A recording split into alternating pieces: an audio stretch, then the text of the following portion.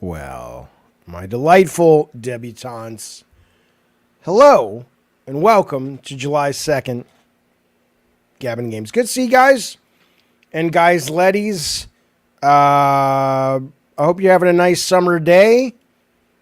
I am. I like the summer. It's not my favorite season, but it's my third favorite season, truth be told. It doesn't matter, but I'm going to tell you anyway. I like the fall. No. I like the spring, and then I like the fall, and then I like the summer, and then I like the winter. So, shut up. Listen. Welcome to the show. If you want to call in throughout the show, if you got something interesting to say, and debate, discuss, share your thoughts on these topics, I would love to hear from you. The link is at the top, pinned up there in the YouTube. I also just put it up there in the comments. If you need it, ask me for it. We'll put it up for you sometime.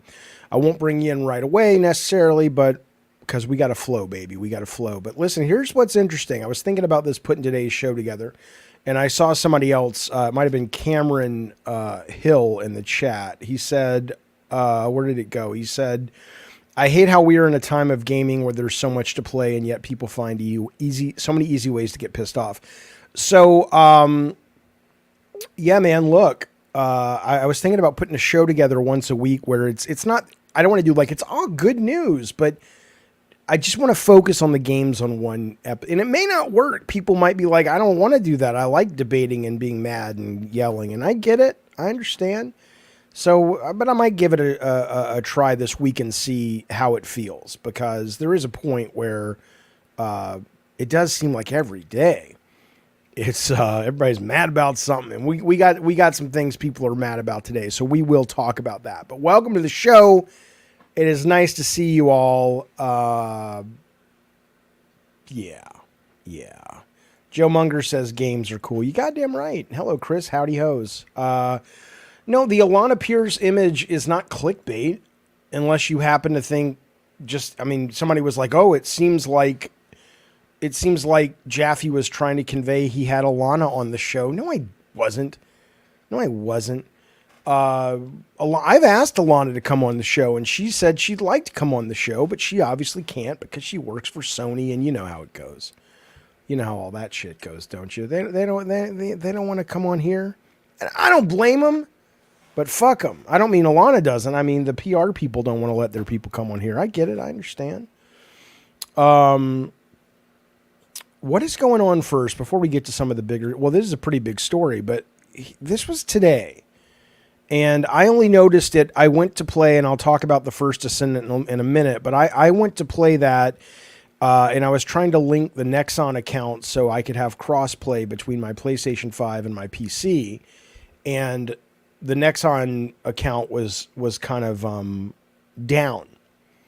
And I go to the internet, listen to this, all day long. We know that Xbox has been down. Minecraft, Call of Duty, Fortnite, EA servers, GTA 5, Rainbow Six, Overwatch 2, Roblox, Rocket League, all down. It almost feels like it is first the Supreme Court yesterday attacks our very democracy, and now they're attacking our games. That's what I think's going on. But this is a real deal. I don't know. I don't know if it's come out yet. What has caused the? Is it a big hack? Is it like everybody's using the Amazon servers at these companies and they went down? I don't know. But it's worrisome that you can kind of just flip a switch and take all the gamers kind of off the grid, man. Isn't that something? It might just be Amazon, their servers, but my understanding is PlayStation is still up and running, but for the moment. But it's weird, man. Blue Arrow says it's better Alana's not on your show anyway. Why? I'd love to talk to Alana. I've talked to her once or twice. I don't know her that well, but why would you not want Alana Pierce on the show? Wouldn't you like to discuss games? And as somebody who's gone from a game journalist to a game creator, no, she's a filmmaker. I'd be curious about that. What's the beef with Alana Pierce, man? She seems like a nice lady. What's coming out this week, fellas? What games you going to be playing this week? Well, I'll tell you, like I said, here's the list. Final Fantasy, what is that? 14, Dawn Trail? I don't know what the fuck that is. All right? What does it mean to play us out? Fuck it, we'll do it. I don't know what Final Fantasy 14, I assume it's some DLC or some such. I have no clue.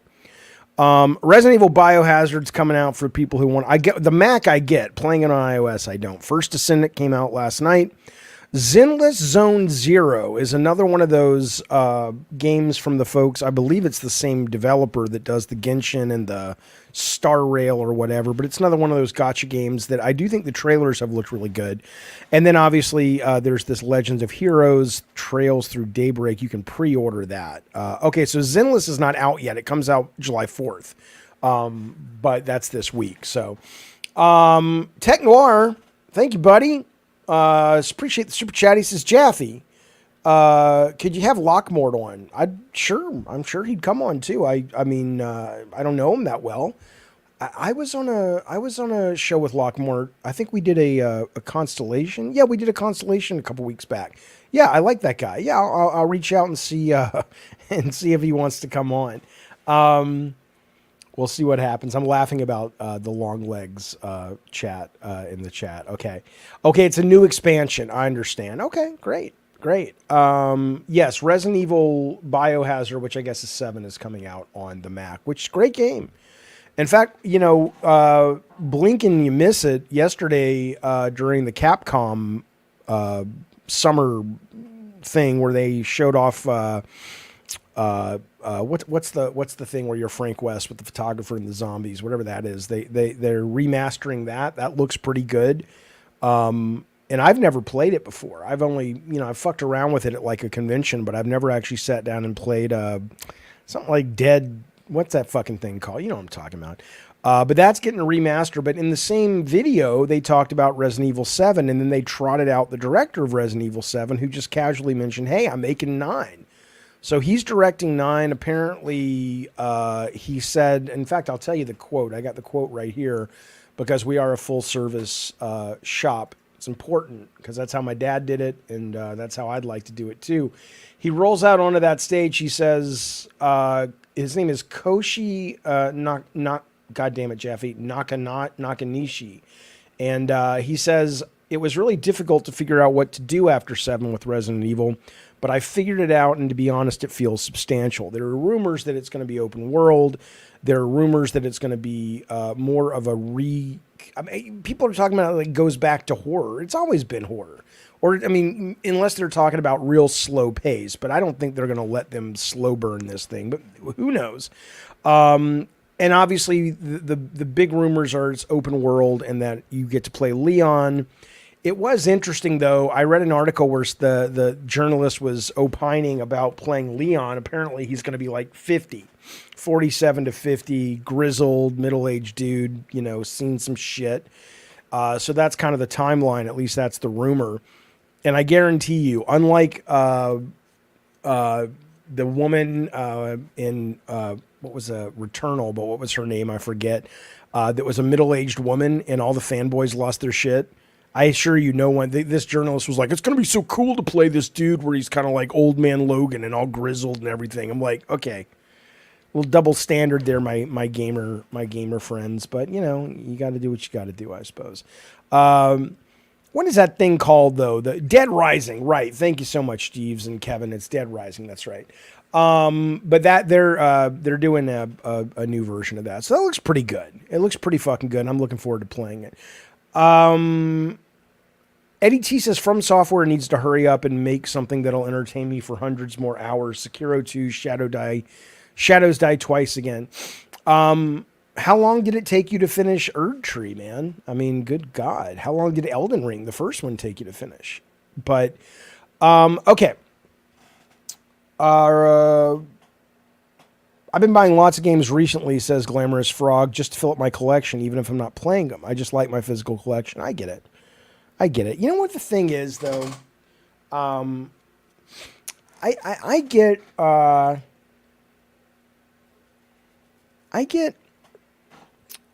the older I don't know. I don't know. How do I express this in a way that makes sense to you guys? It's not like I'm smart and you're dumb and you don't understand what I'm saying, but how do I express it, what I want to say, which is, I don't know, because the gaming now is so big. Here's what I'm trying to say. When I was working in games, the fandom was still relatively small and homogenized. And now everything from like what that comment was about I buy these games just because I like my collection. From people who will die on the hill of physical games versus digital games and game difficulty, and we'll talk about that. That's sort of the main topic today with Alana's video she put up. Or this genre or that genre. It's just there's so many different opinions now that I wonder if you were to sit down and design a game that was a big budget game, not like an indie thing that you're following a North Star that is your own personal passion. But if you're just doing a job going, hey, I'm here to direct Uncharted 5, right? Or I'm the lead designer on Uncharted 5 or something like that. What seats do you play to?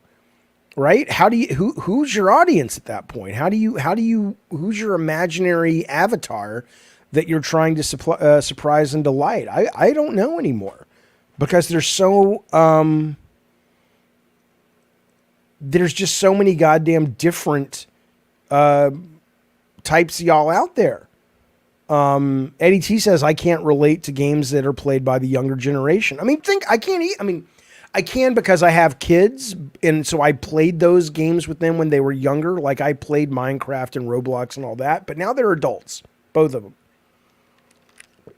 Which means, okay, if I walked back into a AAA video game company and they said, okay, Jaffe, what do you want to direct? I mean, I could certainly give you lots of answers as a guy who plays pretty much every game that comes out. But what I wouldn't know is, I don't know what the 8-year-olds or the 15-year-olds, like what motivates them or what their culture is, or and in a lot of other art forms,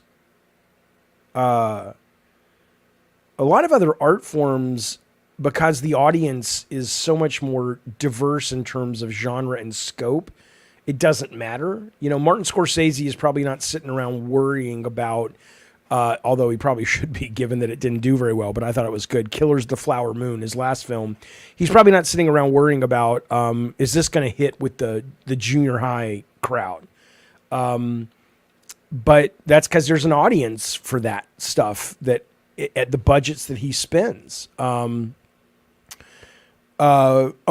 Amy Hennig, says Movie Maniac, can say she's got the vision that resonated. Well, see, I would even push back on that, because Amy's vision, at least as she tells it, and I barely know Amy, but I've talked to her from time to time on social media and whatnot.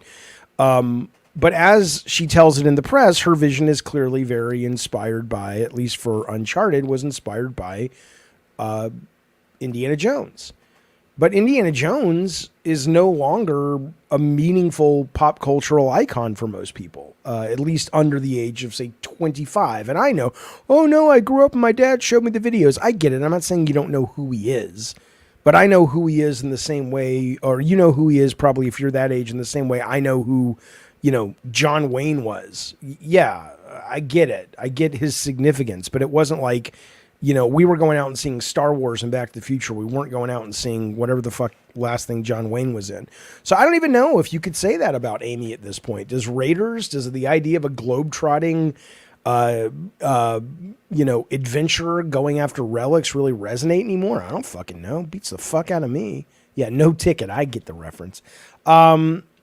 You can't tell me, Fonzie, it's not true. He says, that's not true. I loved Indy as a kid back in the 80s. How could he not be just as relevant to kids now? Because he's not. Because the movies that they've put out and the products they've put out with him have not connected at all with fandom. And in fact, here's a great stat for you. If you look at, I think it was 25. If you look at the top 25 games, that came out of the Summer Game Fest and Xbox Showcase and whatever, that hit social media, and they kind of ranked them. Like, if I remember, like, number one was, here, I'll just show them to you real quick. You guys, we talked about this, but top social media.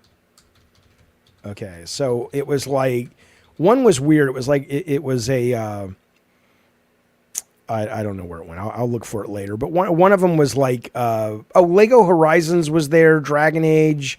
It was kind of going over all this. The Call of Duty Black Ops, of course, blah, blah, blah. You have to go down, depending on the list, 13 or 17 to get to Indiana Jones. So, I mean, that's the thing.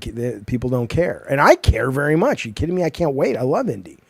Fonzie says, yeah, but that just means I'm getting old. Yeah, no, I know. Killer Bean. I want to play Killer Bean. It looks good, man.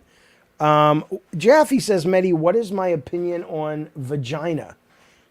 You need to be more specific. My opinion on it as a enticing sexual thing, as a biological part of a woman that both gives rise to children and urination and yeast. Well, I don't know what you mean.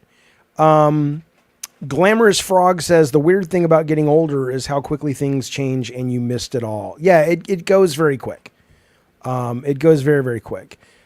I think Bad Robo says, I think there's enough of an audience for indie for such a game to sell. I don't agree with you in that if all they were going off of was Indiana Jones, I don't think so. I think the game being exclusive, AAA, beloved or almost beloved developer in machine games. A very commercial genre, first person kind of single player action adventure. I think you're going to see a lot of younger people going in if the reviews are good to decent because of that, not because of I'm into this Indiana Jones kind of thing.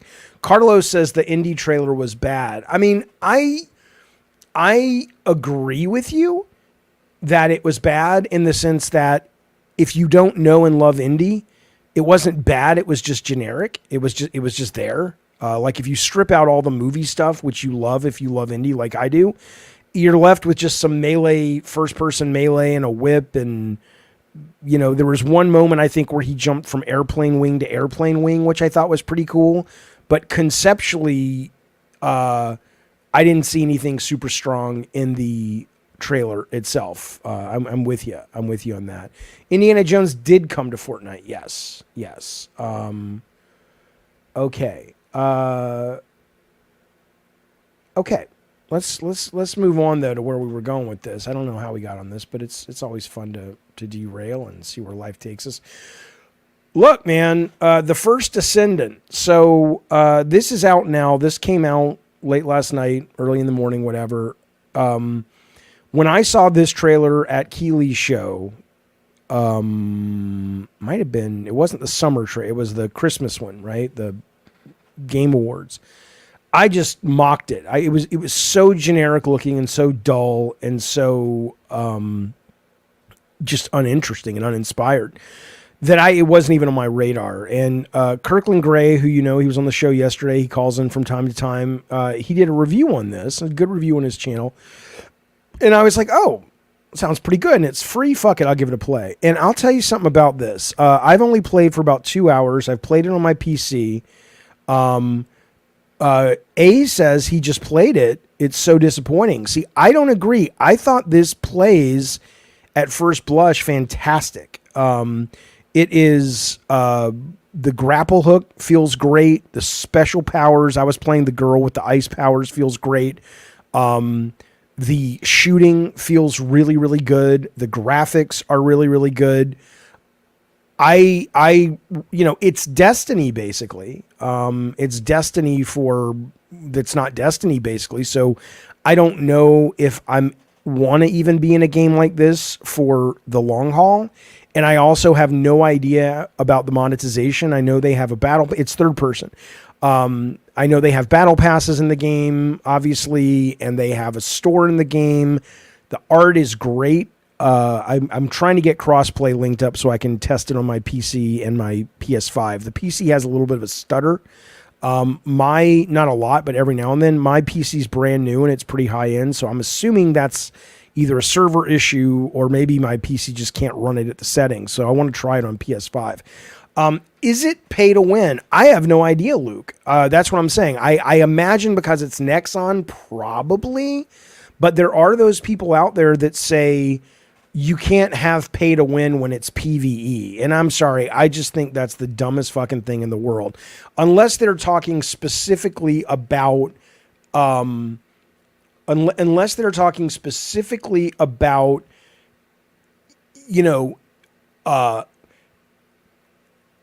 yes, if I'm competing against another human and he's paid and I haven't and I lose, yeah, that is, if you categorize pay to win in certain, like if you break it down beyond just the phrase pay to win, okay, this doesn't have that.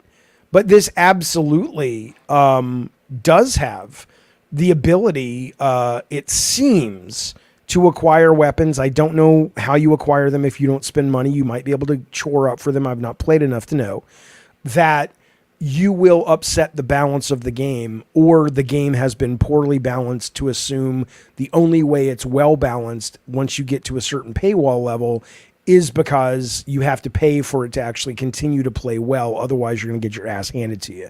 So it absolutely does have, you can have PvE with play to win if you're defining it such as that.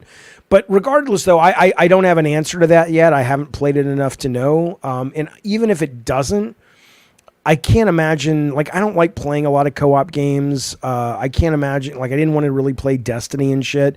But what I will say, though, is it plays great. It controls great. The characters, for all you guys that have been looking for your kind of or girls looking for your sexy time, this thing is absolutely, these are the droids you're looking for. And these are just their base costumes, but you can put them in like a little French maid outfit and a bunny outfit and a schoolgirl outfit and all that shit. No, there is no Alana. I am going to play some of Alana's videos. I'm sorry. Alana is not on today's show. And I'm sorry if I misled you. That was not at all the intention. Alana is our topic, or at least her topic is our topic. But no, that's just a picture of her, somewhat viral video about disabilities as it relates to Elden Ring. So, but anyway, so this, it'll give you the sexy time, blah, blah, blah. So it's really good. I'd be curious if you guys give it a play, what you think. Who knows? I may end up becoming a lifer with this fucking thing.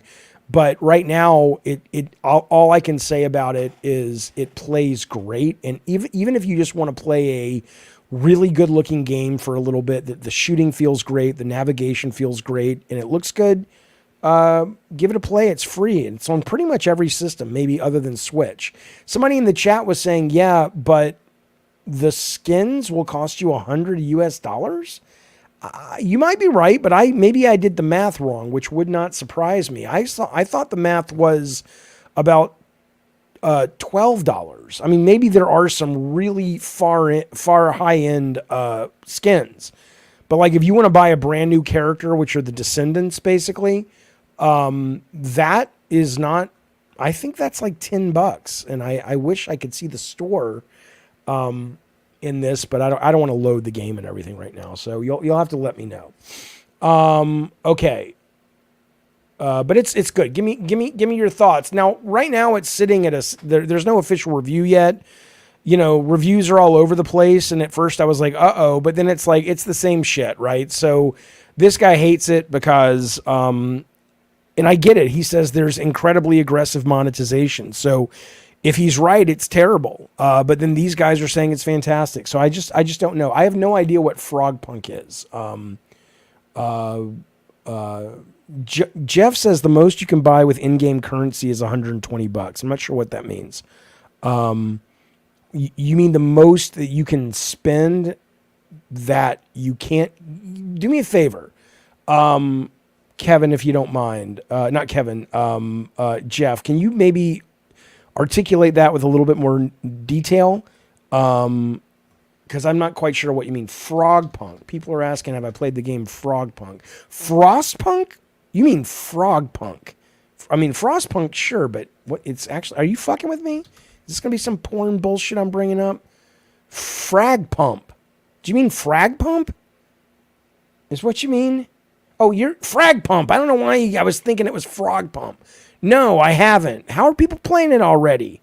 Where do you get it? Is it good? Sounds like must be good. You guys keep talking about it. It's Apex Legends meets what? What did you guys say?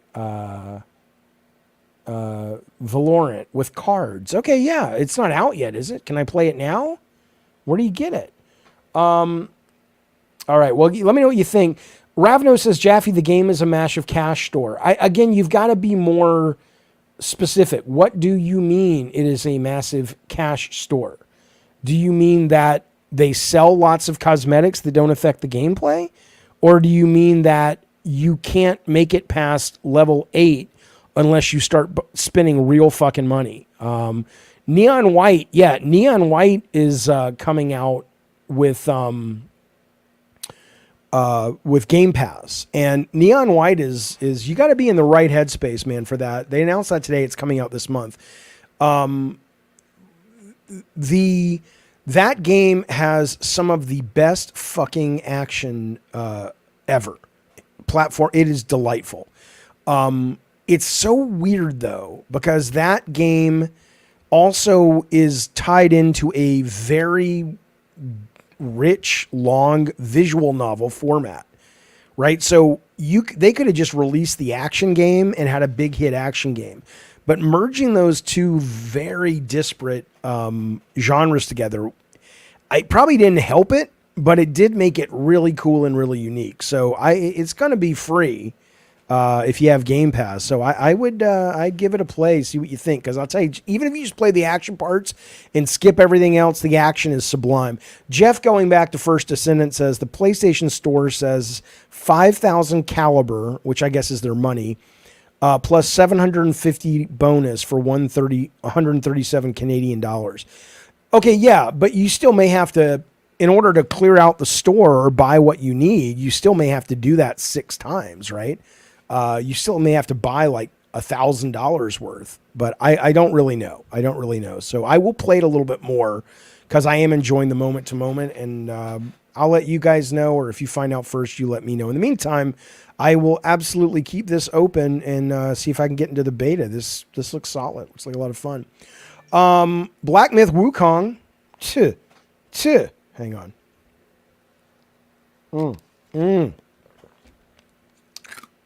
Hang on a second.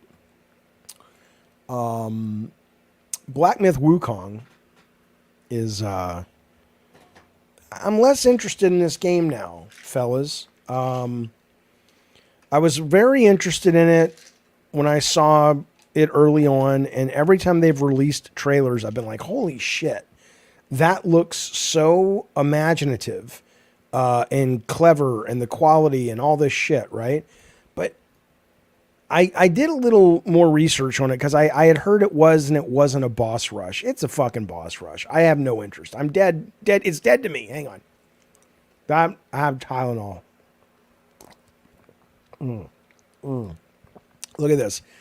This is from PC Gamer. They played some of it recently. Game science is obviously working at a much smaller scale than Elden Ring, but I was surprised not only to find any signs of an interconnected world begging to be picked apart. Wukong, the guy, the Monkey King, can jump, but I failed to find a single use for the jump outside of combat. The Black Wind Forest is fairly flat, and the areas I scoured were straightforward and sparse. I suspect that means the spaces between boss fights will be the lowlights of the game, a bummer for those who were hoping for a proper Souls-like out of Wukong. But that has its advantages too. Again, those sparse funnels of enemies are really easy to run past on your way to a boss fight. As far as I can tell, Black Myth is one long boss rush. And he doesn't have a problem with it, but no thank you. That's just absolutely not for me. I want nothing to do with that. So, you know, 100% Monkey King is as boring as Robin Hood and Pinocchio. What? I don't understand. Is Sekiro a boss rush game? Even though Ricardo tells me to play it, and I will eventually, my understanding is it's not, but I haven't played it. So you guys, yeah, and Wayne likes this. He wants a fucking boss rush game, which is great. And it looks like you got what you got. Fonzie says, I hope it's more Devil May Cry. I do too, but Devil May Cry is not a boss rush game either. So Wukong will be so great without SBI.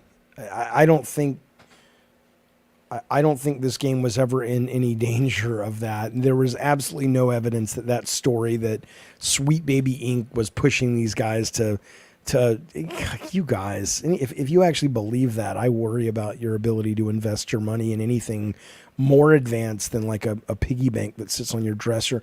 Ever since China said they plan to rip off, says Mr. Orange, the entire industry, I can't really mess with Chinese games. I am protesting them. Just a me thing. Yeah, I mean, there's certain things I protest that come out of China because the government, but okay, let's move forward, shall we? What is this one?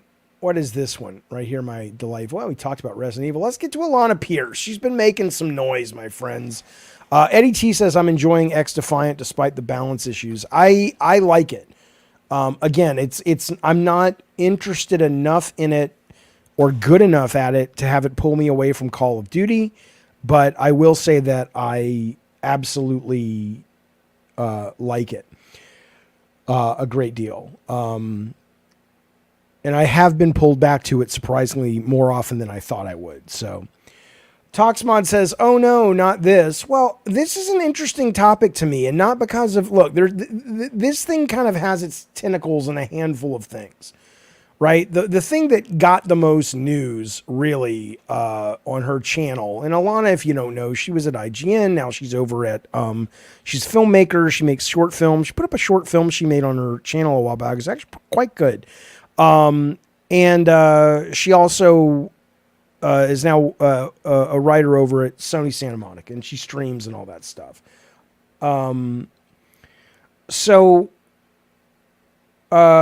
Yeah. So anyway, so she puts up this conversation today, and I just want to play you some of the choice bits.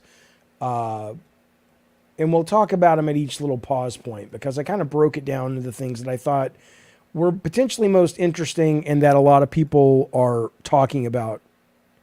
Let me bring it over there to you so you guys can see this.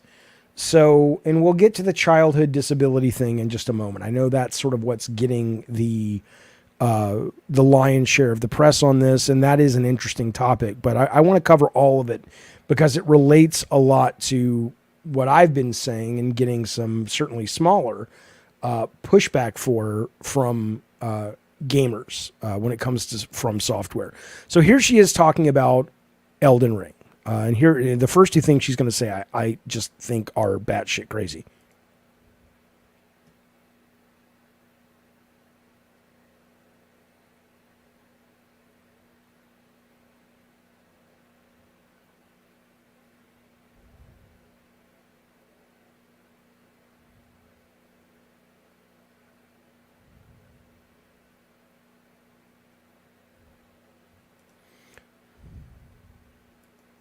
You guys are getting silence. Sorry. My bad. My bad. My bad. Hang on. Why are you guys... Oh, I know why. Hang on. My bad. Give this a little pickle tickle. See how it does. See how it does for you, boys. Basically, you go find these things, they will make you stronger in the game. If you are having trouble with a certain boss, you literally just have to go find these things. They are made solely for the DLC. They only work in the DLC. They do not work in the base game. They are there specifically for players who are having trouble with any bosses that are already there, which is totally fine, by the way. You're allowed to have trouble with Elden Ring. You're allowed to find it hard. But they have been put in the game to give you that option. I love that they make this stuff optional. That it's like, yes, you have to go through effort to be able to do this. And in theory, you need to look up a walkthrough, find the locations of them. Okay, so let me stop her there. The fact, everything she said, I'm good with up until the very end. Where and this is one of the things that I just, and she's a lot younger than I am, and I think you guys who are younger have just, you guys have bent over and taken it so long that I don't think you recognize how much you're being disrespected by the game developers. And I say this as someone who has Miyazaki as the greatest video game designer of this generation, and Elden Ring is my favorite game of all time. But the idea that in order to find these things, she's here, listen. To be able to do this, stuff optional. That it's like, yes, you have to go through effort to be able to do this. And in theory, you need to look up a walkthrough, find the locations of. Why would I need to look through a walkthrough? Right? That's what I don't understand. I don't think that's acceptable. I'm not saying that walkthroughs shouldn't exist, but I definitely I take issue with this idea that they are so normalized now that instead of complaining about the game being obtuse and confusing and not doing a good job of explaining things, you go, oh, well, yeah, no, it's fine. You just go to Google. Somebody wrote that to me yesterday. It's like, well, Jaffe, just go to Google. It's like, I shouldn't have to. No, okay, Wayne says, what's wrong with looking at a wiki that shows the location? Nothing is wrong with it. What's wrong with it is the fundamental assumption that the game's job is not to provide you with all you need without looking at Wikipedia, basically, or a wiki in general. That's what's wrong with it, not the fact that those things exist or that you use those things. But the fact that the game doesn't go out of its way or to really, build that into the design. Okay. Esoteric does not mean bad.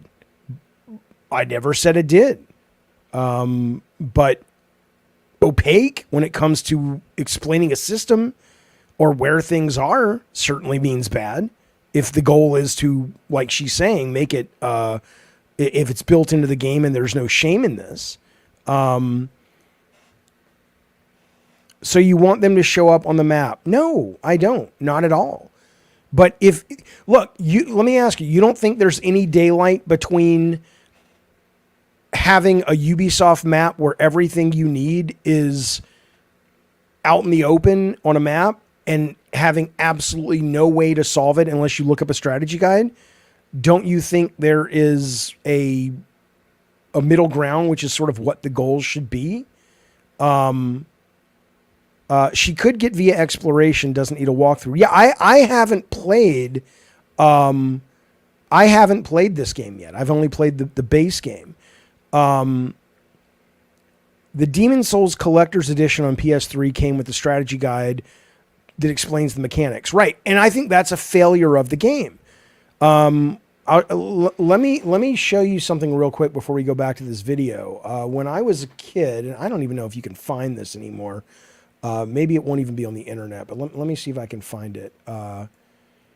Let's see. When I was a kid, well, a teenager, so Dune, David Lynch, Index, Glossary, Movie Theater.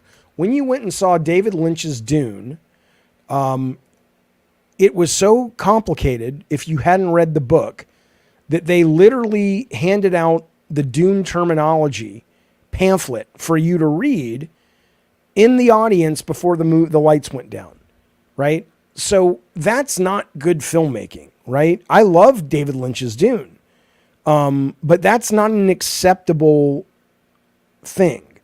And Bill Bones, I'm with you 100%. He says, I don't want my games dumbed down and I don't want tutorials every 15 minutes. I agree. But isn't there a middle ground between going, the game will still challenge you, but part of the challenge is not going, this doesn't make any sense, I don't know what the fuck I'm doing, versus, oh, I need to figure out using my own brain how to solve this fucking puzzle. Let's keep going. We can come back to any of these topics you guys want to discuss, but there's a handful of things in here that are worth at least laying on the table before we have our intellectual meal. Here we go. Go find these. The DLC will become easier for you. That is, they put it in there for you, and I just feel like maybe a lot of people have missed it, which I guess is like part of also the design of Elden Ring, right? Is like, FromSoft games don't over-explain anything to you. That's not acceptable either. Now, I don't know if she said over-explain because of her accent or ever. Let's hear it again. Because if she says ever, and that's just kind of like, that's the way it is, that's not acceptable either. They put it in there for you, and I just feel like maybe a lot of people have missed it, which I guess is like part of also the design of Elden Ring, right? Is like, FromSoft games don't over-explain anything to you. So, if it's ever, and a lot of people would agree with that, even if she said over, but if she said ever, hello, Nina, a lot of people would say, no, that's what I like about it, blah, blah, blah, blah, blah. And I'm like, no, it is not acceptable. It is crap. It is junk. It is not fucking acceptable unless from the very beginning on the box. And again, going back to my teenage years, there was a video game called Indiana Jones and the Great Kingdom or something. And literally on the back of the box, the high concept was there was no instruction manual. And the tagline was, no one told Indiana Jones the rules and no one's telling you. And so you went into that game knowing that that's one of the hooks. That's one of the aspects of it. But you don't go, I mean, you guys might, because, oh, I've been playing fucking From Software games since, Dark Souls, blah, blah, blah. Fine. But you're not, they're selling to a lot more people than just people like you. And if you go into the game and you don't know it's that kind of game, I think there should be some fucking pushback. And I'm a guy saying that that finished Bloodborne, that's about to finish Elden Ring, that thinks Miyazaki's the best designer working today, and thinks Elden Ring is the best fucking game ever made. Things aren't perfect. Doesn't mean you can't be critical on something. Anyway, let's keep going because this is where it gets a little beefy. I don't know what that means, beefy. The fuck does that mean, Jaffe? You put a word in there and you think it flows and no one was going to call you on it. I called you on it, Jaffe. What's beefy mean? I don't know. I think I was trying to say this is where it gets meatier. Like that was kind of the appetizer. Now we're getting into the nutrition, the protein of this story. But I went with beefy. I don't know why. Maybe I do know why. Maybe my mind was in the gut. Shut up. Here we go. Here's the next clip. There are also multiple kinds of disabilities, especially where gaming is concerned. There are long-term disabilities. There are situational disabilities. There are temporary disabilities. It counts as a disability where a video game like Elden Ring is concerned if you have a kid. You have a 2-year-old, you're trying to play Elden Ring, you can't pause. That is a situational disability that you have, where the game not having the option for you to be able to pause, for example, is a hindrance for your particular disability, a situational disability. You may need to pause to stop your kid from putting a fork into a socket. And there are temporary disabilities. You break your wrist, you sprain your wrist, you temporarily have trouble playing video games. You would need something to help you press certain buttons if you're playing Elden Ring. The third one, long-term, people who have long-term disabilities. That I do. I have tendonitis in both of my wrists from playing too many video games. That means any rapid button mashing in any game, I'm going to have a lot of trouble with unless there are accessibility options to prevent that. Okay. And here's the thing about accessibility. So, again, what she's getting pinged for on the net is this idea of having a kid. And it's what she's talking about is, and I think this is from Microsoft's manual, but what they're basically saying is, when she says a situational, what's the word, disability, she's not just pulling it out of her butthole. There is actually, that is a term that is used in this vernacular when you're trying to communicate why certain scenarios may make things more difficult for other people. And sometimes you're born that way, sometimes it's temporary, and sometimes it's situational. And it doesn't mean that suddenly everybody has to kowtow to situational diversity. Okay? But, of course, God forbid anybody on the internet before they open their mouth would look into this, right? But here is why. I don't think Blue Arrow, why is she delusional? She's right.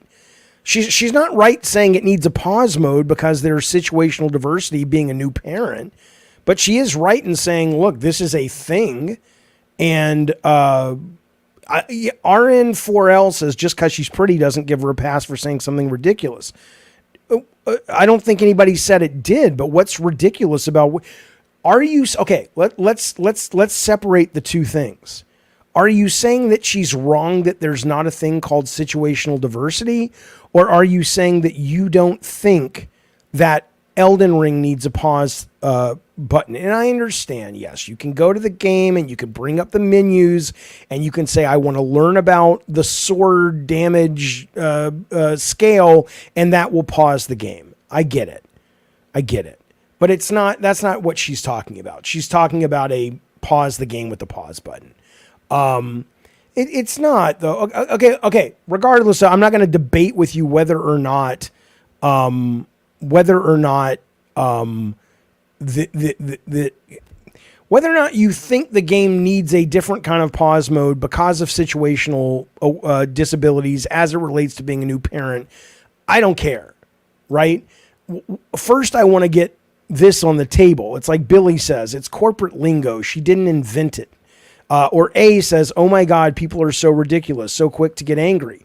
This is just how we speak of disabilities when thinking in terms of game features. Right. So he's a programmer on PlayStation games, A. So it's not that, and Alana's a writer on PlayStation games. It's not that she's walking around saying, I pulled this out of thin air. She's going, hey, this is something we think about when we design games. She's not saying, Miyazaki, you're a son of a bitch. You have to change everything because I said so. She's bringing it up as a just as a topic that she's interested in. Okay? But let's move on, because what she says next is really the proof in the pudding, where I really do think she's right. And she basically owes me money because she's echoing what I said 2 weeks ago and what I've been saying for months, which is just honestly, really, I'm kidding, because it goes to prove it's an obvious thing. But listen to this. Elden Ring, where any of those things are concerned. I think there's a misunderstanding that people think disabled gamers, whoever else, want an easy mode. This is not the case. It's that the appeal of Elden Ring being really fucking hard is also appealing to people with disabilities. They too want to play the extremely hard game that is very hard for them to beat. They're not asking you to give them an easy mode and make it easy for them to get through. They're asking for a version of the game that can be played with their particular disabilities, so they can still enjoy really hard games as well. Right. That is what I have been saying. And this is what so many of you guys push back on, because, like Lord Garth, not all games have to be for everyone. Yes, can we all go out on a limb and just be brave and say that, yes, there is no legal requirement for all games, for all game directors to make their games for everyone. Of course that's accurate, but that's not what she's saying. She's basically, and she's saying what I was saying, which is what this, I'm going to tell you what I think this is, and you tell me if I'm wrong. But what this seems to be is that badge of honor and sense of pride that you guys get for beating a From Software game. And all she's saying is that it's not that she wants an easy mode. She literally says she doesn't.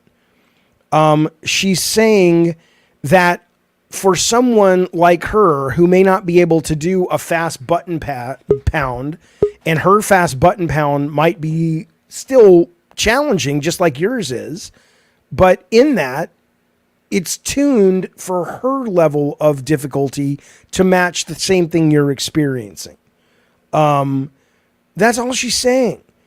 They don't want an easy mode. So yeah, it would be easy for you, just like taking the elevator is easier for you than walking up the steps. But for somebody who doesn't have legs, the elevator is their only option. Do you not want them to be able to go up and see what's on the top floor of the building? You want them to have to just sort of drag their body up the goddamn staircase? And it's like, well, it's supposed to be, you gotta walk up the stairs.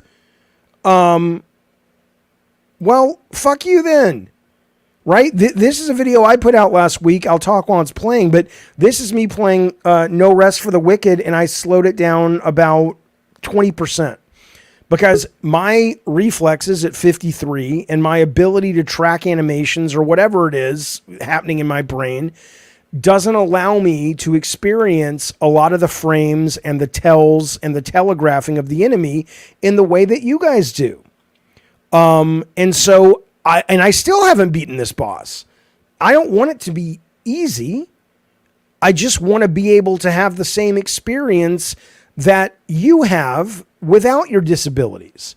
That's it.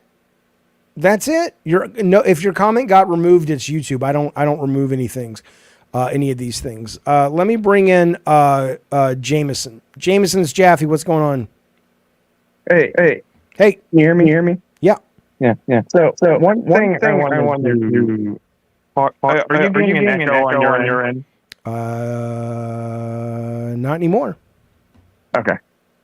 So one of the things I wanted to talk about is I have no problem with like a disability mode in Elden Ring, for example, but I have noticed a lot of gamers online will kind of use this way as a way to pivot because they want an easy mode. They're not. But fuck them. Let's take that out of the equation. Let's assume for the moment that Miyazaki has, and he's made it clear. He even said yesterday in a quote that I can't play games well, and the only way I can beat my own games is if I use every little bit that we've put in there to give people an advantage. Like if you find this item or this shortcut or whatever. So let's assume for the sake of this conversation, we understand the people who want an easy mode. That's not Miyazaki's vision. Miyazaki's vision is I want it to be challenging, and I also want to seed the world with options for you, whether it's grinding or exploring for items or calling in help from friends or NPCs. I want to have those things as options in my vision that if you go off the beaten path, you actually could beat the game where your ingenuity and exploration has come to your rescue and not your Twitch reactions, right? So let's assume we're in sync on that, because I think most people would agree that no one's trying to take Miyazaki's vision, or no one should be trying to take his vision and just make it cookie cutter, one size fits all. Oh, well, I agree with that. I don't think there's any problem with that at all. Right. I don't think, right. And my argument or my guess would be, Jameson, that the vast majority of people that are complaining aren't really listening. They get their dander up the minute they hear anything. And I don't know, maybe they have a right to for other things that have happened in games and the press, and they're just kind of going off half-cocked because they've been conditioned to get attacked by the media or whatever. I don't know. But if you really are interested in the topic, you have to understand no one serious about the art form is suggesting that the game, it would be like going to Tarantino and saying, you know, The Hateful Eight is great, but the beginning, that long opening shot, some people just don't like the long opening shot. Could you change that? No one's saying that. No one is saying that. Yeah. That's serious. So there was one thing you mentioned earlier where you were talking about how the game not explaining things is a bad. And I agree with that to a degree, but one thing I did want to mention, like, say if someone's joining a Souls game for the first time, when someone buys a product, it is also their responsibility to actually look into what they're buying. Unless someone gets you something as a gift, why are you buying a product you know absolutely nothing about? Okay, well, I will push back on that for two reasons. One of them, and let's just stick with Elden Ring for a moment. I mean, Elden Ring is the most marketed From Software game ever. I think it even with Bloodborne, right? You had bus wraps with, you know, Miyazaki's name and George R.R. Martin's name, right? It was not marketed.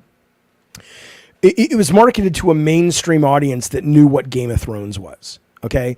And in that, yeah, sure. It's always buyer beware. I'm not saying if you're going to spend your money, you don't have a responsibility. But at the same time, it wasn't as if the game was made clear to people. Like, you would have to go on forums. Like, how? Let's just say you're a guy who liked Game of Thrones and you got a PlayStation 5 for Christmas and you played through you know, the Nathan Drake collection and God of War. And you're like, it was fun. I like games. I didn't know I would like games. I love Game of Thrones. Let me get this thing. Why would that guy know any of this shit? He would just walk around and go, what the fuck is this? I mean, and you could say, that's what I'm saying. It's like, why is that? Yeah, sure. Miyazaki doesn't owe him anything, but isn't that just good business to kind of make sure people know what they're getting into? I'd say it's probably not good business, because if someone doesn't like that type of game and it wasn't marketed to them and it's something mainstream like this, then they're going to sell more copies to people who didn't necessarily know what they were getting into. So I would argue that's not good business to I think in the for that type way. Well, the long tail, though, becomes, what I think probably happened is a bunch of people bought Elden Ring, and then that are not their usual customers, that don't have the knowledge base, that don't listen to shows like this. And then they got the DLC and they're like, what the fuck is this? And it's probably one of the reasons that they put a patch out less than 24 or 48 hours after the game dropped. Because it was like, okay, you know, they got to walk this weird fine line now. All right, buddy. Thank you for the call. I appreciate your insight. Thanks, man. Okay. All right. This is Pot Sniffer. What's up, champion? Oh, snap. Hey, how you doing, Jaffe? I'm good. How are you? I'm doing great, man. I just wanted to go back to the whole, like, Alana Pierce situation. And I just wanted to say that I don't, am I too loud, by the way? How's my mic? Let me see. I don't think the audience is complaining. Are you guys complaining about his mic? I don't think so. Okay. You're good. Keep going. Cool. Well, I just want to say that I don't think the Lana Pierce situation is necessarily about people having an issue of, whether the games are needing an easy mode or anything. And maybe, and sure, there's probably people having that argument. I think where the cultural clash is having at is that calling it a situational disability, and I guess a P sort of way of saying it's pretty soy. Yeah, but that's not her. I mean, okay, fine. So, but you're not blaming Alana for that. That's literally the term that is used in corporate America. Right, and I don't think it's Alana's issue, but it sounds like post 2019 inclusive, everyone's a victim sort of terminology. Why are you calling it a situational disability that Well, okay, but what would you call it though? What, I mean, is it just the vernacular, or do you don't like the fact that it's being singled out as something that people who are interested in creating mainstream media products want to take into account if they want to grow their audience? Well, I'm not, the person to be the creative, director and wording, but no, I know, but is the issue the wording, or is the issue that the concept exists at all? I think the major problem people have is the wording. If I'm looking at the cultural influence right now and Sure. accurately depicting it, I think it's the wording 100%.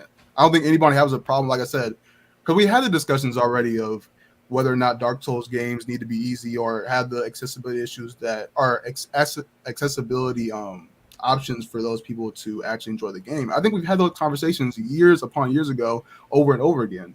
This issue is basically, from my perspective, is purely on how kind of dismissive and, for lack of a better term, soy putting a situational disability as an actual thing. Because then, yeah, well, go ahead. No, I mean, I whatever you want to call it, I do think what becomes interesting. I mean, I never made games when this was an issue, right? I was out of games by the time this became a thing. But if somebody came to me and said, it's like, hey, man, I'll give you if somebody came to me and said, hey, these 5 things that we're doing, we could expand our audience 20% if we made these totally doable changes. I would say 20%, that's a lot of money. Let's do it. And I get it. There is maybe it's just your guard goes up automatically because nobody wants to be told how to do their creative work. But I remember my business partner at Bartlett Jones, not that it mattered because nobody bought anything in Drawn to Death, but there was the store of Drawn to Death. I kept pushing for a very sloppy style of visual. And he said, look, the thing is though, focus tests are telling us that when they go to the store, they're confused. And I'm like, then they're fucking idiots. Right. But the fact of the matter is he wasn't wrong that, if we want to make money and stay in business, yeah, your artistic vision is important, and we can wrap the store that is very functional first and foremost around your art style. But if you literally make the store as confusing as a teenage boy's high school notebook, you're going to lose a lot of sales. I think that's all we're talking about, right? If I don't think you want to sacrifice the artistic vision, but all this stuff is a balance between commerce and art, Yeah. And one more point before you can throw me off. I think the part throw you off, but keep going. I think the part that makes it richer is that it's and no hate towards Alana. It's whatever. But from it coming from Alana's, point of view or her mouth, I've noticed that when we were having the whole Stellar Blade, debacle a couple months ago, yeah, and there was the whole oh, should video game women be sexy again? And by the way, I really want Mortal Kombat to go back to sexy characters, but that's go play the first Descendant. Your screen will be covered with goo within. I'm not into the whole you don't just go to you don't have to play it. Just go to the selection screen. I'll do it for you, Jaffe. But don't do it for me. Do it for you and your little friend down betwixt your legs. Yeah. But my point being is that Alana Pierce has some moments where she sounds sort of like she's playing both sides, to where she's for the culture war, but also she has friends that are the main sort of victims of the culture war.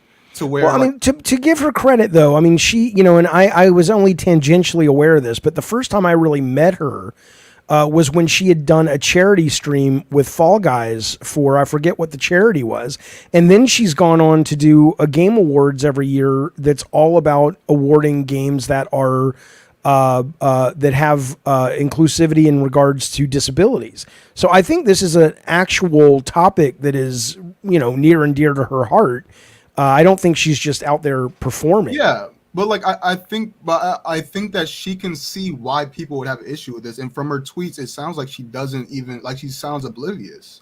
And this is one more point too, is that recently, like going back to the Celebrate thing, she deleted a video about, I think it was titled "Why Video Game Women Are Less Sexy," and it was just basically her going towards like, okay, well, video games are getting more realistic, so the technology we're using makes women more, I guess, visually like fidelity, whatever. Mm-hmm. And that's because and that's the reason why women aren't as sexy anymore, that they can't, I don't know.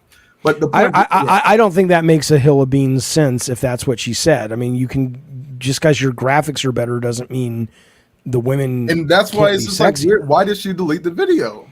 Well, I don't know. I didn't see it, but it sounds like that's not something she would say. But if it is, maybe she deleted it because she realized it was stupid. Man. No, I'm saying maybe she realized it was dumb. She's like, "What the fuck am I saying? That's dumb." That wasn't the only point she was making in that video, because I think she even agreed, and that's what I'm saying. She's playing both sides of this culture war. That's so cringe to say culture war, but well, here's what I'll tell you. My response, and she must get it 1,000 times more than I do. But if you spend a lot of time on the internet like I do, and social media like I do and she does, and you make videos and you engage with people and gamers, you will find, and you're going to find this anyway, but certainly it's amplified by mine and her experience, like I said 1,000 times, is that you'll find very quickly that you get frustrated by people who really just don't want to really have a conversation.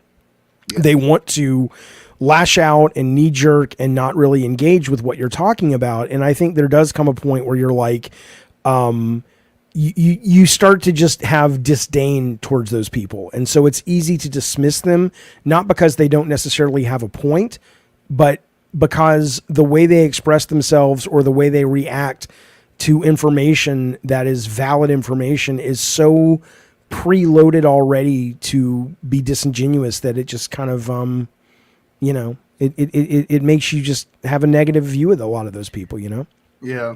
And just to put you in the hot seat real quick, I mean, what do you feel about the term situational disability? Do you think it's... I think it's great that there is a thing, whether they've labeled it that or they want to call it,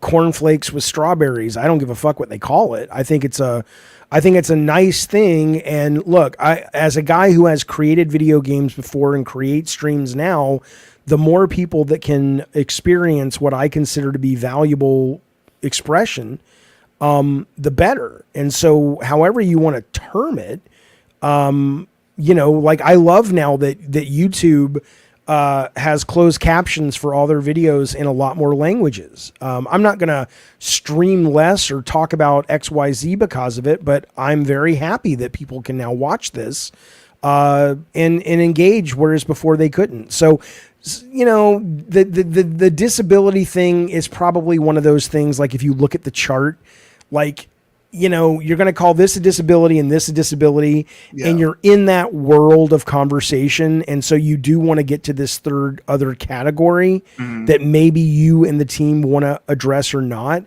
And so, it just kind of fits on the chart. I could be stunned if it was thought about that much. A couple minutes ago, it feels like something that a board sort of activist made and just said, hey, what's another disability that can fit perfectly on this chart that I just made to give to HR so that they can, talk to the employees about. I mean, it's possible. I have no idea. It doesn't bother me, but I don't really think about it. All right, buddy. Thank you for calling. I appreciate it. Thank you. All right, man. Let me get some of these texts real quick in the chat. See what you guys are talking about. Okay. Sorry. That's the same. Okay. Let me go over here. If there's a comment you wrote and I didn't see, just rewrite it and I'll look at it in a second.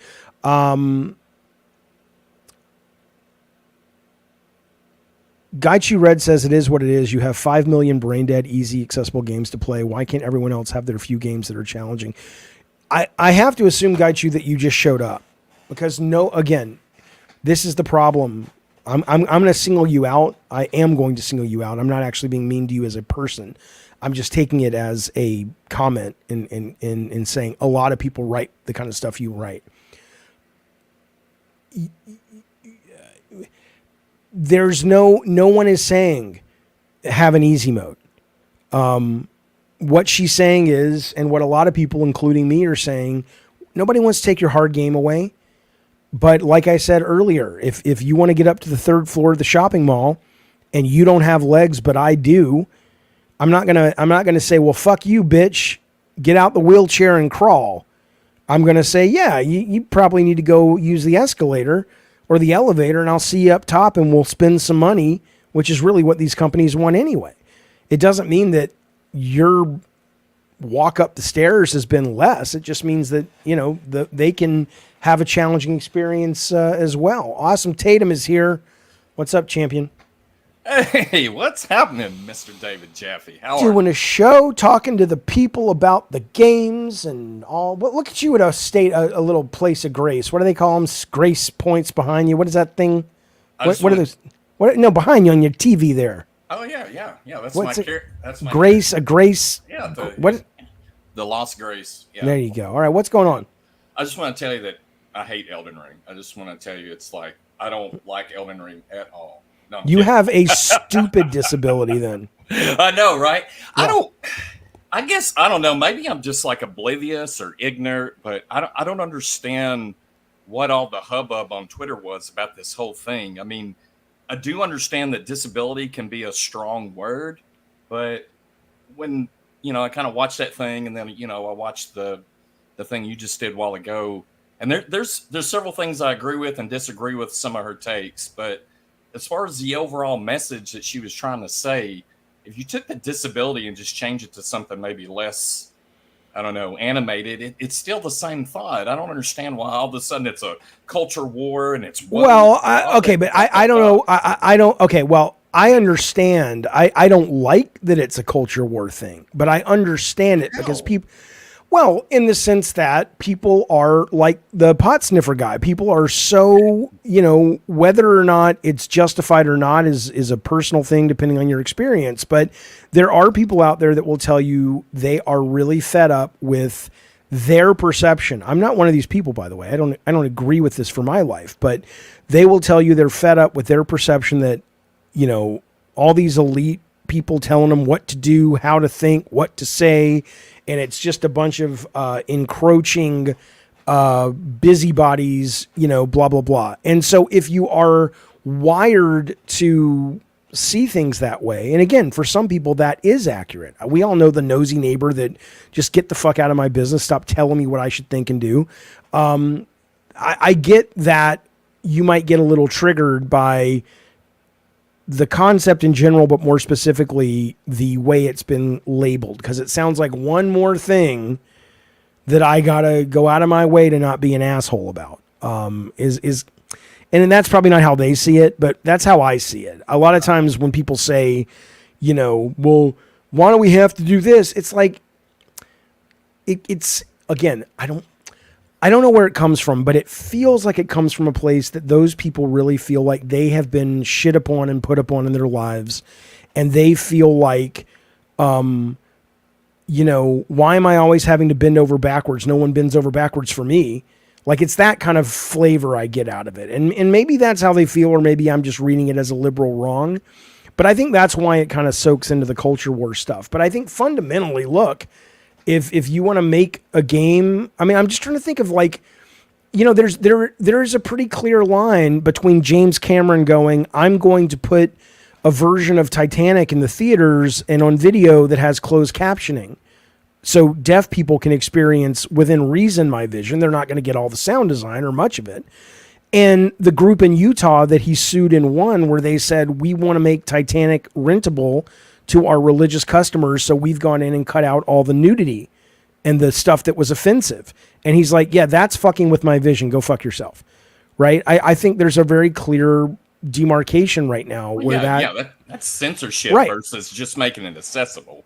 Yeah. Right. And so again, I support Miyazaki's, if I don't think Miyazaki is what these people think he is, because when he came out yesterday and said, My whole experience with my games are I suck at them and I have to use all of these tools. I can't get good. I'm not good at games, is what he said, right? Well, So yeah, he's old, right? I don't know how old he is, but but here's what I want to ask you, because I put up a video with those conversations yesterday, and I had a bunch of people like they just don't get it. They think what my biggest problem with this, with all of his games, as much as I adore all of his games, is that it's not even that they make things hard to understand, or they make things that you have to go searching for in all of the descriptions and this and that and the other. I got no problem with that. What I was telling people I had a problem with, and this, they just don't want to hear it. I said, my issue is not that. My issue is that, can you let me know? Now I know, but I shouldn't have to be this experienced with From Software to know what I'm getting, when I have been raised in the last 20 years on a steady diet of dumbing down of most adventure games. And I'm a guy who came up with like the original adventure games like Zork and shit. I know what a game is. Games. Right. That I'm not asking him to dumb it down. I'm not even asking him to change the text for the stupid, lift, the rolled lift that I still think is poorly written or whatever. All I'm saying is, I saw that last night. Right. Yeah. I'm like, let me know going in.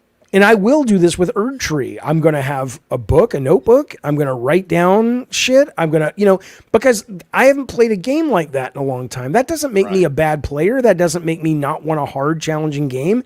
That means, why would I know that this is a game that I need to really listen to every fucking NPC and write down what this one said and write down. And if you look, I mean, my goodness gracious, if you look at the strategy guide for this fucking game, and you just go through individual characters and individual locations, it's like, if you do this, this happens. But if you do this, it could be these three things. And if you do this, you're going to kill this side quest. But this, I'm sorry, but that's, and I'm not saying don't do it, but don't act like, oh, you should just fucking know that, Jeff. Fuck you, you elitist piece of shit.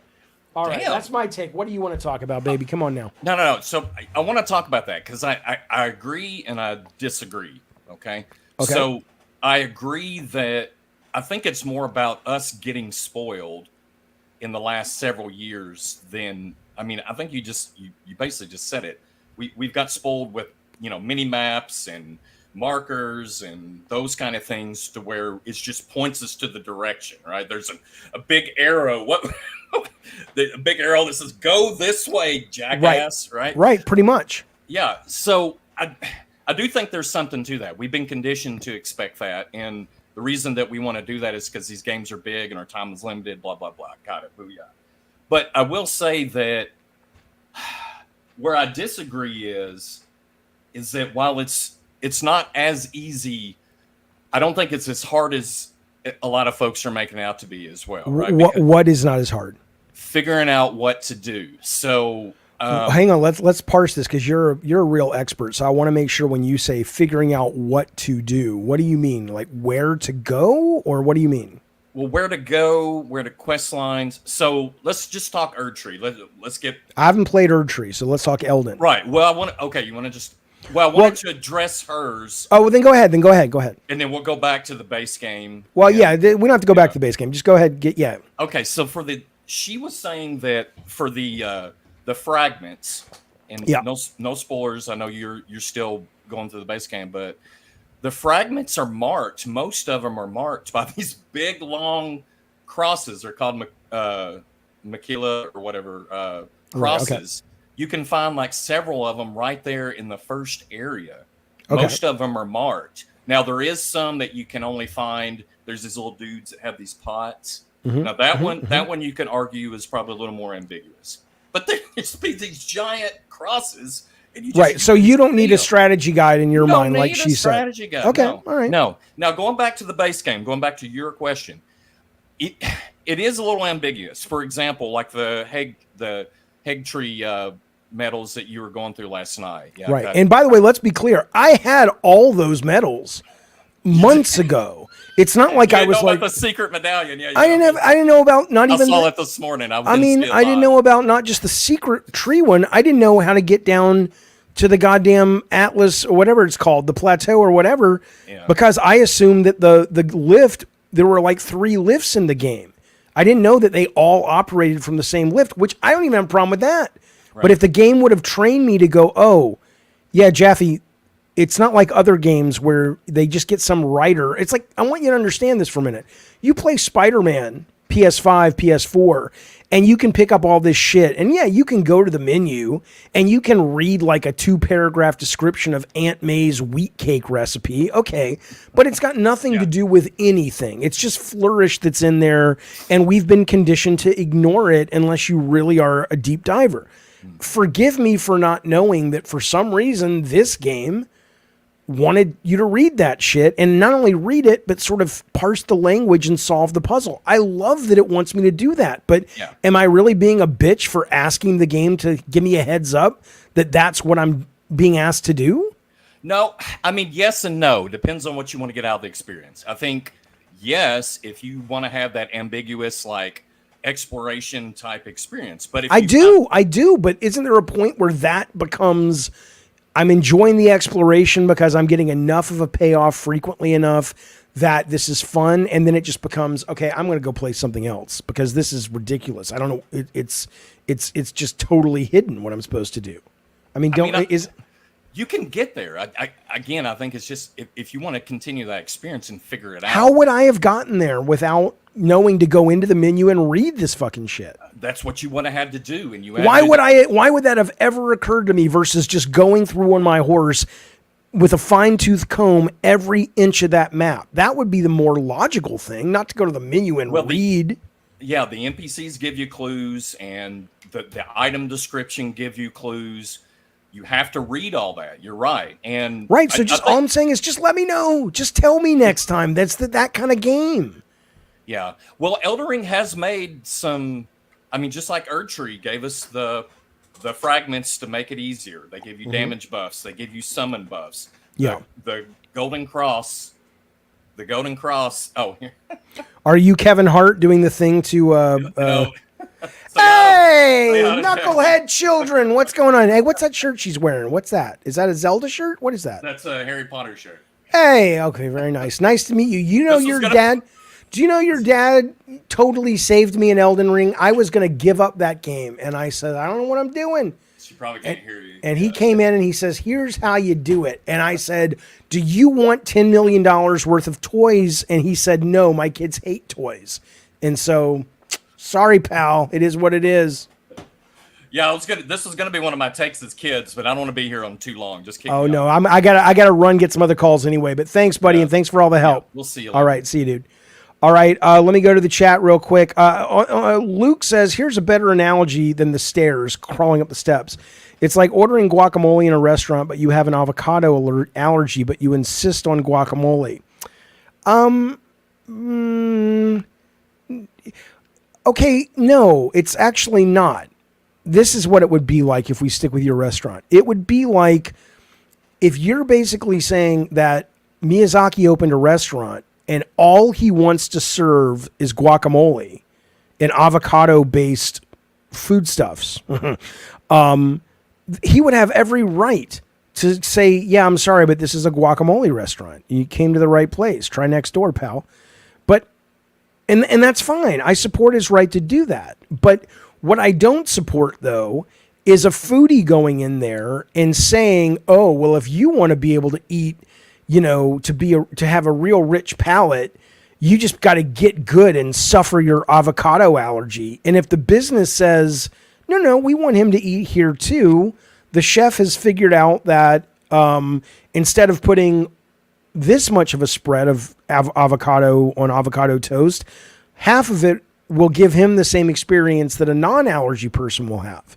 That's what the analogy would be. Now, you a lot of you guys that push back on this stuff, it's like you're coming from this very defensive place that makes me want to go and ask, who hurt you? And I know it sounds like I'm taking the piss, but it's like, who got your defenses up so much that anytime anything sounds like it's there to allow other people to enjoy that may not have the privilege that you have to enjoy things or ability that you have to enjoy things, what is it in your makeup or your experiences that have made you so unwilling to be open to that? It just seems there's such a defensiveness about it. I don't know. Maybe Sloppy Campfire can help us figure it out. Sloppy Campfire's Jaffe. What's going on? Sloppy Campfire coming down the road. Sloppy Campfire. Are you there? Sloppy Campfire. All right. That's all I got, baby. I'll see you later. Call back if you can. All right. Movie Maniac. It's Jaffe. What's going on, buddy? Hey, Jaffe. Hey. I can maybe help you figure out what the defensiveness Yes, is please. about. I mean, I'm not so much defensive, but I've been playing these games since Demon Souls, and maybe protective is the word I'd use. What are I'm you not protective particularly about? What are you aggro about it, what are you though. worried about happening that needs to be protected? Well, I mean, my question would be as far as the lady goes that we were watching. I Alana, saw yeah. her complaints. I don't know who she is. I'm not hip to that necessarily, but I saw what she was complaining about, but I don't understand what she was proposing. I think what she was necessarily. she was saying she was suggesting that there should be a pause button in the game. She doesn't want to make it easier, but she's like, would it be so bad if you could hit pause? And I understand that you can pause the game, but it's, just like in the new update to the base game of Elden Ring, you can go in and you have to go into the menus to turn on the new system that says this is a new menu that will tell you the recent items you've picked up, right? So if you know that, there's a pause menu, right? If you know to go in and basically hit the select button or whatever it's called on the PlayStation 5 and then go into the menus and say, I want to learn about this item, that will pause it.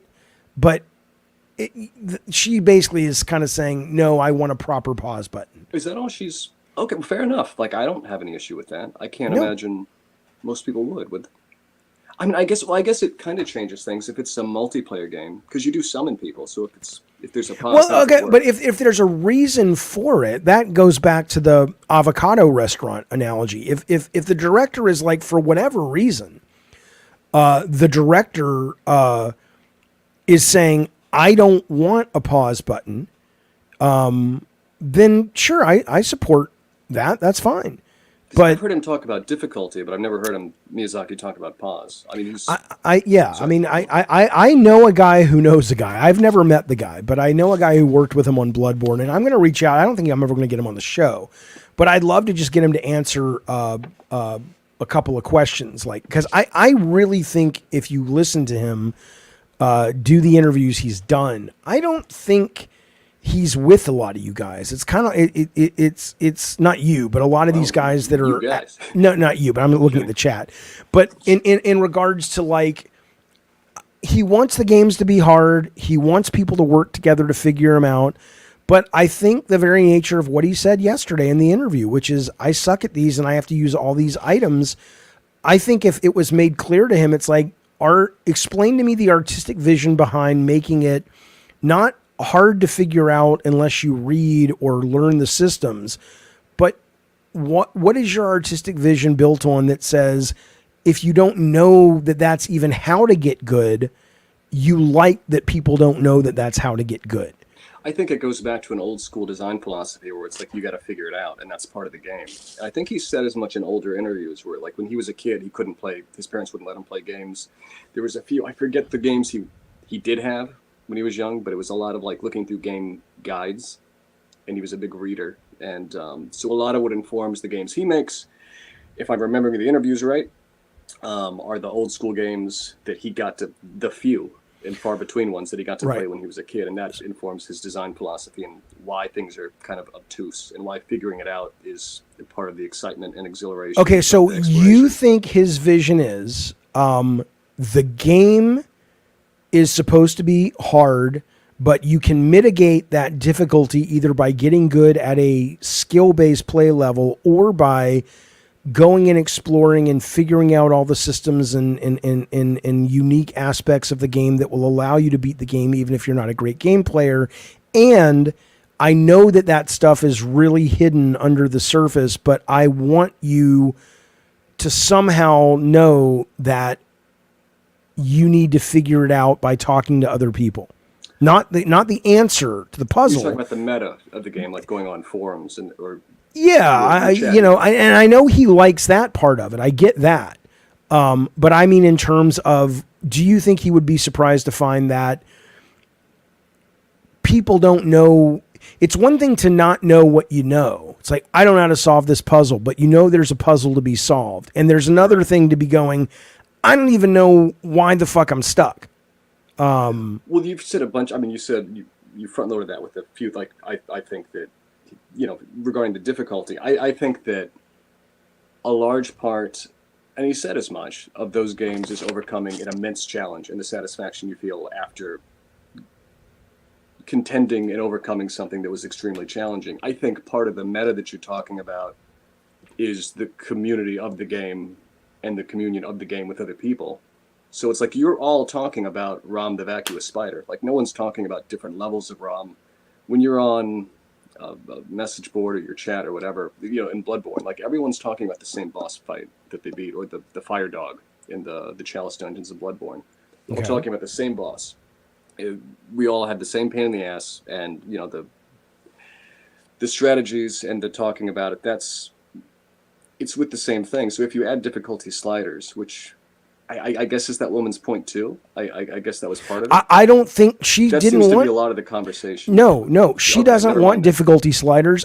I don't want difficulty sliders. Okay. What she said is she would like people who have. She wants she's like she's like Well, me. she's saying disabilities, so I don't. Yeah, but I don't know what what she is basically saying is everybody not deserves like they're owed it, but everybody would like to have the artist's vision, which is this is really fucking hard.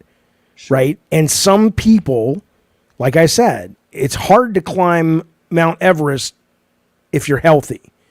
It's almost impossible to Right. climb it if you got no legs.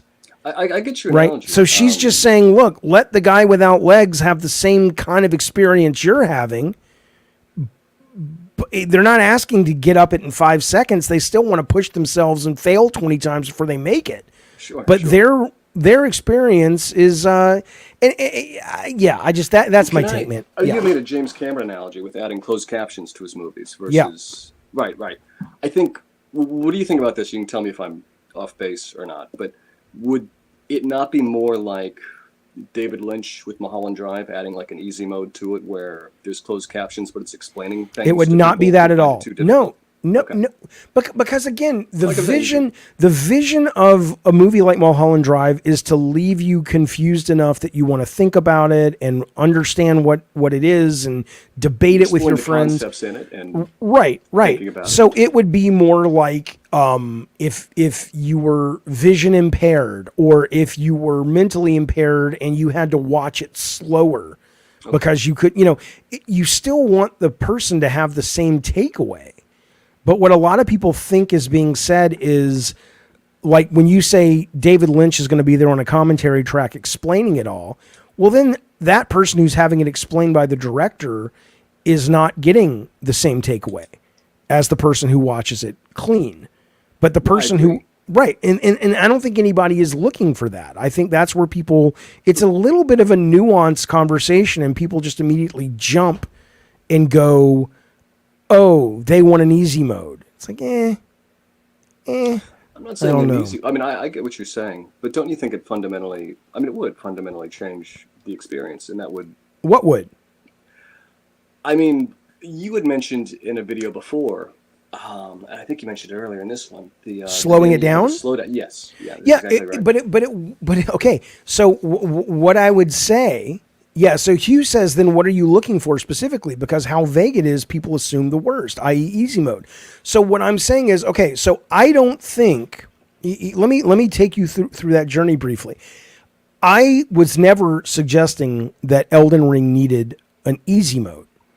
I was suggesting though that because my brain is 53 and my reflexes are slower than, say, the Get Good generation, I was saying my 80% slower or my 20% slower speed is equivalent to your 100% speed. If you beat Bloodborne, I don't think you're. Well, hang on. I don't think you're that bad, man. I know, but hang on. So when when it was explained to me, I don't know what that popping is. Is that you or is that Sloppy Campfire? I'm not sure. When it was explained to me in Bloodborne, and then it was explained to me the other night in Elden Ring how certain systems play. Then I was like, oh yeah, I don't need it to be slower now because I have these things. I have these things that I wasn't even aware were in the game. So all I'm saying is allow me to use the tools that are given to me, but make it clear those tools are given to me. Or if you're not going to do that, that's fine. Then let me slow it down, because what I think it was Awesome Tatum who helped me retweet my character the other night. He said, or somebody in the chat said, wow, no wonder you've been taking forever to finish it. Almost every boss you encounter, there's no margin for error the way you have your character spec'd. And I'm like, I don't know what that means. I understand how to spec characters in most RPGs, but I don't know how this weapon affects this stat and this scale. I don't have a fucking clue. Now I do. So were you spec differently from the weapon you were using? Is that what your whole Dramatically. Okay. I was using Rivers of Build Blood, for strength and everyone's like, Jaffe, go get Rivers of Blood. And then I went and explored for a month and found all those smithing stones to level it up to 10. And I'm like, why am I fucking dying every 5 fucking That'll minutes? make the game difficult for you, for sure. I know, but I don't know that. And why would I know that? Is all I'm saying. So anyway, Okay. Again, does it not say that somewhere? Maybe. Well, I mean, on the weapon, like if you pull up the weapon stats. Yeah, but you're it's looking very. at what kind of weapon you're using. Like, is it a strength weapon or a dexterity weapon? Okay. Is all I'm Okay. saying. Let's just take that. Right? Because this is the problem I have with it. It's like you are saying that like somebody who has been, it would be like me working in OBS or something. It's like, well, yeah, just go to this button, click this, do that. You know, it's just normal to me. Right? But for like, if you go to Elden Ring stats weapon screen, I don't know. Let me just pull this up real quick and show people what we're talking about. And you look at what this looks like. Let me make this big real quick, or bigger. Right? The idea that I'm going to be on this weapon, and some of these are going to be blue, and some of these are going to be red, and some of these are going to be just grayed out or whatever. And then they're going to have all these different numbers, and I'm supposed to know that the individual level up number, which is not called the same thing, like the damage the weapon does is tied to a specific attribute that is not the name of what I level up. And some all of that stuff, and it's natural to you. But I look at it and I kind of go, wait, what? What are you talking about? What? I find that really surprising because you've been developing games for so long. And none of my games ever had any of this shit in them, and I've been playing games. Just in any kind of negative, but this seems kind of more standard RPG kind of. I've played kind of stuff. So maybe you're not like an RPG. Well, I am, and I do play.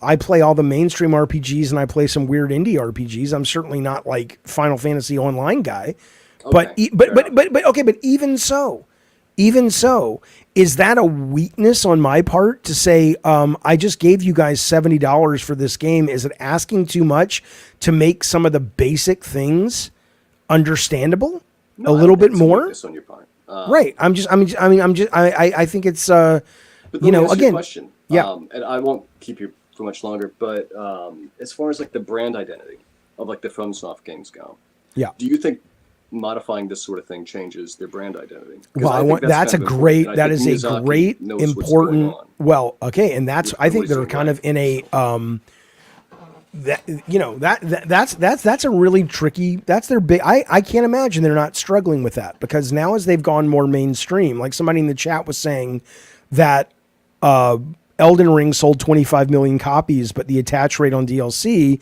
is only 20%, right? Which is not terrible. But ultimately though, fundamentally it's like, yeah, who is our audience? And you're absolutely right. If they start explaining, I want you to think about this. If Miyazaki made the systems clear, not the puzzles at all, not the fact that I have to read everything, not the fact that when I have to read everything, I have to really read it carefully to understand what's happening. All that stays the same. But if all he did was go, I'm going to make this a lot more clear for people, I would have finished this game in 3 months. right? I've been playing this game for 2 years since it came out, and I love it. But I have not been paying attention to all of these things that are maybe said by an NPC over here, and then 4 months later I find this item and I go in. You know, ask yourself how weird that would be, that if the actual game quality degrades because what you're supposed to do becomes more clear, is the game as good as you think it is? But it probably would hurt their cult status. That's for goddamn sure. Because you know what it's like? It's like when you're a fan of a band that's indie and then everybody discovers them and you're like, yeah, I don't like it anymore.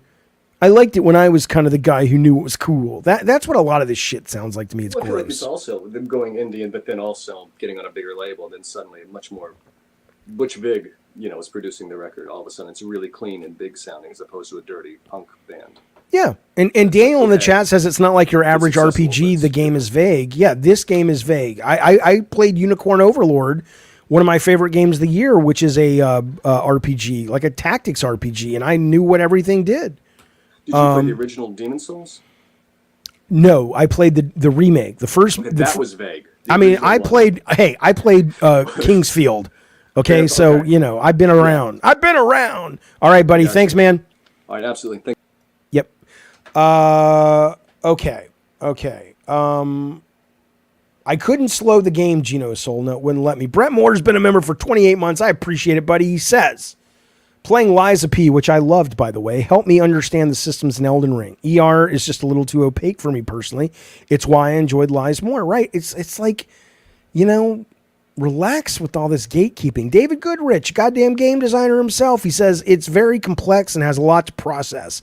I had to read some guides to understand it, but I love the game. I love the game too. It is my number one game of all time. I adore it. But you're right. You shouldn't have to read a goddamn guide to figure out a goddamn game. It's ridiculous. It's nonsense is what it is. Ravnos, what's going on? Whoops, hang on. Ravnos, what's going on, buddy? Nada. What's up? Yeah, Are you tired of talking about this yet? Yes. Because I got on immediately when you were playing the video and Alana was just spouting falsehood after falsehood. I know, but I'm trying to bring in new voices. I'm trying. Addressed it. So Yeah, and I'm trying to bring in new voices as well because I want to have you on when you call, but I want to make sure that I get the new. I'm not complaining. You stop complaining. I'm just saying. I'm sure the chat's probably over the whole. Oh, you can't pause. Yes, you can, but. Oh well, Darth Nugget is. Darth Nugget's like, this is boring. It's like, well, fuck you. I put out a tweet saying, what do you guys want to talk about today? And so this is what came up. Elden Ring and FromSoft games, they are very hands-off. They do not like to guide you very much. That is what is so refreshing about them, though, because if you look at the perfect game to compare, look at Assassin's Creed Odyssey. I love that game. And then look at Elden Ring. They're both open world action adventure type games with RPG mechanics. The difference is Ubisoft is so afraid you won't see some dumb and I hate that. I hate it. They put markers everywhere. They're constantly popping up tutorials that, like, you just get to the point where you're like, shut the fuck up already. They don't let you do anything. They just want to guide you everywhere. And what I love, one of the things I adore about Elden Ring is it feels like you're having a real adventure. They don't slam you with cutscenes. And again, now that I really understand it and I know that, like I've talked about this ages ago, but I saw a great write-up on Kotaku about playing video games with journals next to you. And I was just like, I haven't done that since I was a kid where I would have a notebook. Do you remember they used to come? Like a lot of the PC RPGs, they used to come with the instruction manual. Used to have... Sorry, what? I'm not going to say come again. Oh, wait, I just did. Okay. Anyway, I do remember that. Include journals. Yes, little notes. Notes. It used to say notes, and then it was just lines, so you could write. But notes so I'm looking forward to getting Erd Tree and going, oh, that's now I know. But I don't see. Here's the difference. I don't walk away from Erd Tree or from Elden Ring going, I had to get initiated, and now I'm one of you. And fuck you. I had to learn. You have to learn. I go, okay, well, it sucks I had to go through that. But now that I understand it, when I approach their next game, I'm going to enjoy the process of every NPC. I'm going to listen to them. Yeah. But I'm sorry if I've been conditioned by decades of games where most of that shit is just, masturbatory, poor C-level writing. It's because most publishers are scared to death that someone's going to buy the game and be confused. And that's So a they valid push for fear. hand-holding. Yeah. You're spending $300 million on a goddamn game. Yeah. It's a valid thing. And the weirdest, I've talked about this, but all I can tell you, I'll give it a shorthand recap, is I gave up that to some extent when we had the very first God of War game, and we had a focus test where I thought these guys got stuck, all of them, on this area for hours. They went to lunch, they came back after an hour, they figured it out. And I thought they were just going to grill the fucking thing, and they gave it a 10 out of 10. Wow. Right? They liked it. But I do also agree that a lot of people now are going to take it back to the store or send it back to Steam. And I feel for the publishers making those kind of games. Yeah. Well, I but- have good news for you. Yeah. Erdtree is the least opaque FromSoft game I've played. As Good. in, there are NPCs that talk to you, and they will say, hey, look for these. And, hey, I'm thinking about this. What should I do? And it's not just like, oh, look, here's an NPC. And they say some vague thing that you're like, what the hell is that supposed to mean? And then you Right. have to find some rare item and read the back of it to understand what that NPC was saying. No. They spell stuff out pretty clearly in this. In fact, almost too much, because I knew what the end boss was going to be 3 hours into the DLC. Okay, well, don't give it away. Don't give it away. I'm not, so. Oh, God, no. I won't All give right, it but away. anyway, I got you, and I appreciate it, and that makes sense. And I'm looking forward to playing it now that I know. But my take still stands, which is like, hey, I shouldn't have to work that hard to know how I'm supposed to approach your fucking game. But Yeah, that's my take. They did a little too much assuming that it was going to be the people who played the prior games. They didn't realize it was going to sell 25 million copies. Right. And there was Got a it. lot of new people that were like, oh, what? An open world? Because to be honest, I'm not a Dark Souls fan. I never finished 1, 2, or 3. Hey, Elden Ring, love it. I finished Bloodborne. I loved it, but I would have never finished it if this chat didn't walk me through some of the more opaque shit.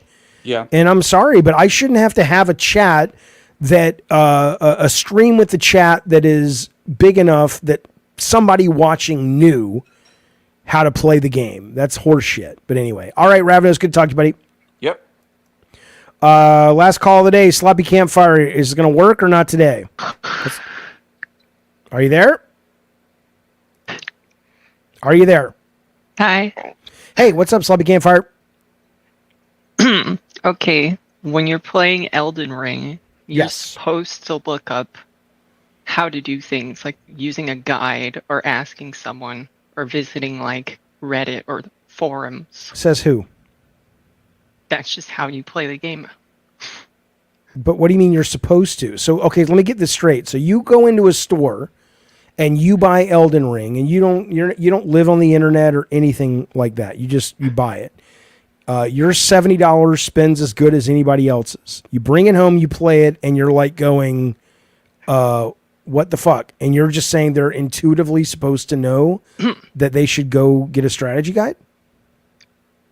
Okay, so back in the day, how would you do this? You would have to go get a strategy guide or ask your friend how to pass certain Well, things. back in on a the level. day, my back in the day is probably different than yours because we didn't have strategy guides. So when we got stuck, I mean, there was a game I played called The Serpent Star, which was an Apple IIe adventure game, and there was it was a Sierra Online style text and graphic game adventure, and I came to this gate in Tibet, and I had to answer a question that said, "What is the kingdom of Nine Man?" or something weird like that. I don't remember. And I was like reading encyclopedias and looking at like the Tibetan Book of the Dead. I'm like, I don't fucking know. And I finally just got in touch with somebody at the company, and they said, "Oh, it's this." And I'm like, "Why the fuck would it be that?" And they're like, "I don't know. The programmer put it in." Right. So the idea is, yeah, the industry is filled with examples of poorly designed, bad onboarding, but that doesn't mean that that's a good thing. And more importantly, since we've spent the last couple of decades having games that really do bend over backwards to explain things in a bad way, like the Ubisoft games, you can't really blame the customer for not knowing that this is something different. You at least want the game to, at the beginning, say, hey, this is what this kind of game is. Before you get in, before you buy it, this is what you're getting. When you agree with that, they went away. They went away. Thank you, Prince Green. I appreciate that. Miyazaki has specifically stated he wanted people to have talk with friends. I get it. I get it, Mikey 12, and I love that. I love that. But again, the game should be clear what kind of game it is that you're getting. The idea that you buy a game and take it home and it's like, I don't know what to do. Oh, well, the director I read on some fucking video game hardcore website, whatever, wants you to work with these people. How would you know that? Unless it was made clear. That's all I'm asking for, some clarity. I'm not suggesting that he shouldn't do that. I'm suggesting that, don't be so fucking hidden about your intentions. JW has become the newest member of the goddamn show, buddy. I appreciate that. You are salt of the earth. Everybody, give JW a big joyous. I don't fucking know, JW. I'm tired, but I do appreciate the support. I appreciate you being here. Welcome, sir, to our community. This song goes out to JW. JW walked into a bar and the guy said, "Hey, you're JW, you old knucklehead."